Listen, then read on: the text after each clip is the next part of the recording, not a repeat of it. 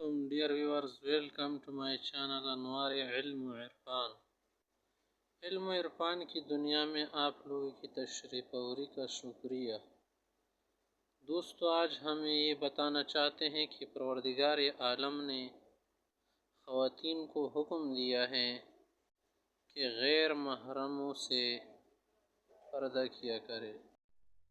تو دوستو، پیاری بہنوں، غیر محرم جو ہے نا وہ کسی کے لیے مخلص ہو نہیں سکتا، اس لیے اللہ نے اس سے پردے کا حکم دیا ہے۔ ہاں، تاریخ میں غیر محرموں نے غیر محرم عورتوں کی حفاظت بھی کی ہے، ظالموں سے، لٹیروں سے، عزت کے چوروں سے۔ وہ تو الگ بات ہے، اللہ ایسے لوگوں کو جنت دے گا، لیکن اس کے مطلب تو نہیں نا کہ ان سے بھی پردہ نہیں کیا جائے گا۔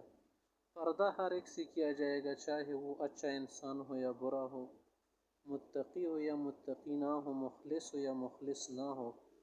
بس محرم صرف جائز ہے، غیر محرم جائز نہیں ہے۔ اور یہ پردہ جو ہے نا خاتون کے لیے عزت ہے نا، کوئی بھی اس کی توڑی ہوئی قید اور پنجرہ تو نہیں ہے۔ اسی لیے اللہ رب العزت نے چاہا کہ خواتین باعزت رہیں۔ اگر وہ پردہ نہیں کرے گی تو خود کو بھی عزت کر دے گی، خود کو کیا کر دے گی؟ ہوس کی نظروں سپرد کر دے گی۔